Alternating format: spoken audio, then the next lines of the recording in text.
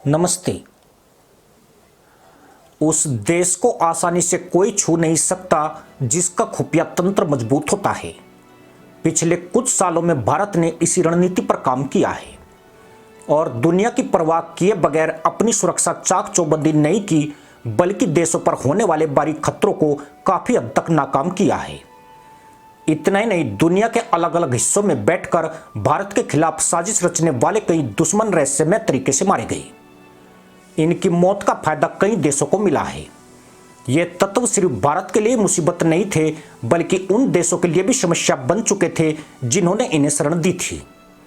पर अब इनका वजूद मिटा दिया गया है और उन भारत विरोधियों में अब हड़कंप जैसी स्थिति है जो किसी जमाने में भारत को सॉफ्ट टारगेट समझते थे। हाल ही में अमेरिकी मीडिया ने दावा किया कि भारत के जासूस दुनिया भर में फैले हुए हैं। इस दावे के बाद भारत का पड़ोसी पाकिस्तान सबसे ज्यादा खौफ में है। पाकिस्तान ऐसी जमीन है जिसमें आतंकवाद की खेती भारी मात्रा में होती है। दुनिया के तमाम वैश्विक आतंकवादियों ने इसी देश में शरण ली है। पाकिस्तान में 40 से अधिक छोटे बड़े आतंकी संगठन हैं, जिनके पास हजारों की तादाद में इस्लामिक दहशतगर्द हैं। ये आतंकी जमातें सिर्फ भारत के लिए ही खतरा नहीं है, बल्कि पूरी दुनिया में होने वाली आतंकी घटनाओं में पाकिस्तान का कोई न कोई लिंक जरूर मिलता है। पिछले 2 से ढाई सालों में पाकिस्तान में 2 दर्जन मुसलमान आतंकी रहस्यमय तरीके से मारे गए हैं। ये सभी भारत के मोस्ट वांटेड और नामी गिरामी आतंकवादी थे, लेकिन पाकिस्तान की नज़र में यह फ्रीडम फाइटर और शरीफ लोग थे। इसके बावजूद भी पाकिस्तान ने इनकी मौत पर मातम नहीं मनाया। हालांकि इन आतंकियों की हत्या के पीछे भारत का हाथ बताकर मामले को नई दिशा देने की कोशिश की गई। 80 के दशक से भारत इस्लामिक आतंकवाद के खौफनाक हमलों को झेल रहा है। दुनिया में भारत वह देश है जिसने मुसलमान दहशतगर्दों के दहशतगर्दी के दंश को झेला है। अमेरिका को तो 20 साल बाद इस्लामिक आतंकवाद की सच्चाई पता लगी, जबकि उस पर 9/11 जैसा हमला नहीं हो गया। पर इसके बाद भी अमेरिका ने भारत में हो रहे आतंकवादियों के हमलों को गंभीरता से नहीं लिया, बल्कि अमेरिका ने इसे वैश्विक समस्या नहीं मानकर अपनी व्यक्तिगत लड़ाई बना लिया। भारत में अगर 2014 के चुनाव नतीजे नहीं पलटते तो शायद आज भी देश में बम होने के अनाउंसमेंट हो रहे होते। लेकिन देश में नई सरकार आने के बाद एक व्यापक बदलाव भी आ गया। यह आश्चर्यजनक बदलाव खुफिया एजेंसियों की कार्यप्रणाली के रूप में सामने आया। किसी देश के सुरक्षा बल आमने सामने की लड़ाई के लिए तैयार किए जाते हैं। वह सामने दिख रहे खतरे से दो हाथ कर सकते हैं, लेकिन जब दुश्मन छुपकर पीठ पर वार करता है तो उसका तोड़ निकालना मुश्किल होता है। ऐसे अदृश्य खतरों से निपटने के लिए खुफिया तंत्र का मजबूत होना जरूरी है, जो अदृश्य खतरे की पूर्व सूचना सुरक्षा बलों तक पहुंचा सके। आज भारत में बम के अनाउंसमेंट नहीं होते हैं तो इसके पीछे देश की सुरक्षा एजेंसियों की कड़ी मेहनत का नतीजा है। देश उन लोगों को जानता है जो आमने सामने की जंगें लड़ते हैं, लेकिन उन सूरमाओं का नाम तक कभी नहीं जान पाता, जिनमें से अधिकतर भारत माता की जय बोलते हुए गुमनामी में वीर गति को प्राप्त हो जाते हैं। इतना ही नहीं, भारत के सपूत अगर किसी मिशन को अंजाम देने में पकड़े भी जाते हैं तो सरकार भी उनसे पल्ला झाड़ लेती है। यूं भी इनका मकसद यही होता है कि जान जाए पर देश पर कोई आंच न आए, इसलिए उन्हें अपनी मौत का कोई गम भी नहीं होता है। वर्तमान सरकार ने समझ लिया है कि आतंकवाद के खिलाफ देश को अपनी लड़ाई खुद ही लड़नी पड़ेगी। वह अब अमेरिका या यूरोप के भरोसे इस जंग को नहीं जीत सकता है। भारत में इस्लामिक आतंकवाद को लेकर दुनिया का डबल स्टैंडर्ड रहा है।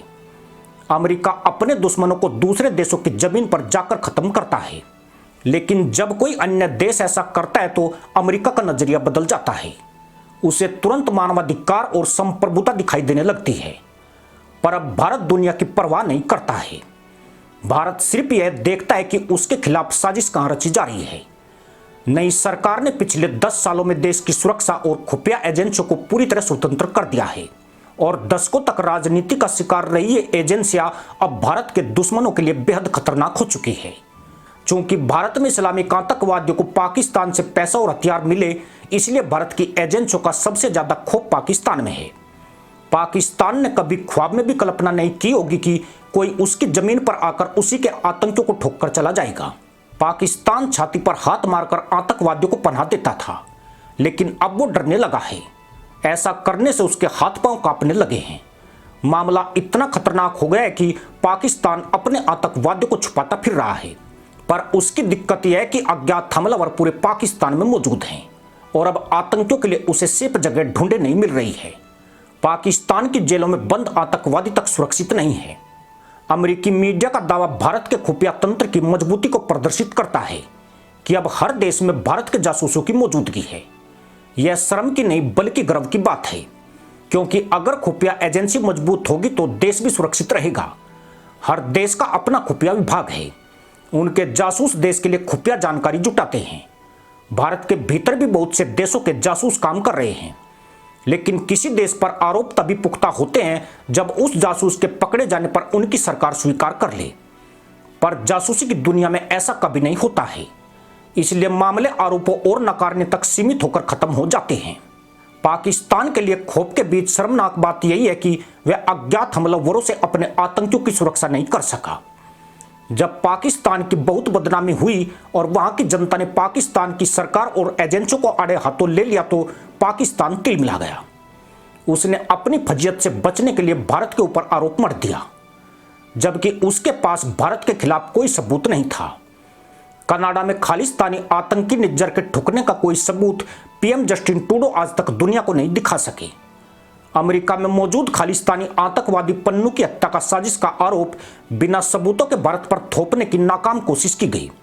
पाकिस्तान ने इन खबरों को भारत के खिलाफ प्रोपगेंडा बनाने की चेष्टा की, लेकिन भारत ने तमाम रिपोर्ट को गलत बताते हुए इसे सख्ती से खारिज कर दिया। दरअसल इस तरह के आरोप लगाकर भारत के खुफिया तंत्र को फिर से कमजोर करने की साजिश रची जा रही है। दुनिया को भारत की उभरती अर्थव्यवस्था और ताकत फूटी आंख नहीं सुहाई है। भारत ने हर मोर्चे पर स्वतंत्र पॉलिसी अपनाई है। शायद यही सब देखकर रूसी राष्ट्रपति व्लादिमीर पुतिन ने कहा था कि भारत आज किसी के दबाव में आकर काम नहीं करता है, जबकि एक दशक पहले इसी भारत की सरकारें पश्चिमी और यूरोपीय देशों के आगे दुम हिलाने लगती थी। इन देशों का मंत्री तो छोड़िए, एक जूनियर अधिकारी भी भारत के दौरे पर आता था तो हफ्ते भर पहले टेलीविजन पर डिबेट शुरू हो जाती थी। लेकिन इस बदले भारत में यही नहीं पता चलता कि देश में कौन विदेशी मेहमान आया है। कई बार तो उसके जाने के बाद ही पता चलता है। यह भारत के दुनिया में उभार की ताकत है। भारत में आतंकी हमले बुरे ख्वाब बनते जा रहे हैं। ऐसे में दुनिया के शक्तिशाली देश चिंतित हैं और ऐसी साजिशों को अंजाम देने में जुटे हैं जिससे वे पहले की तरह भारत को अपने दबाव में ला सके। इन देशों को भारत की सुरक्षा एजेंसियां सबसे ज्यादा खटक रही है, क्योंकि इन्हीं एजेंसियों के गुमनाम देशभक्तों ने भारत को ताकतवर बनाने में अपना सब कुछ न्यौछावर कर दिया है। इसी के साथ अनुमति दोस्तों, जय हिंद, वंदे मातरम।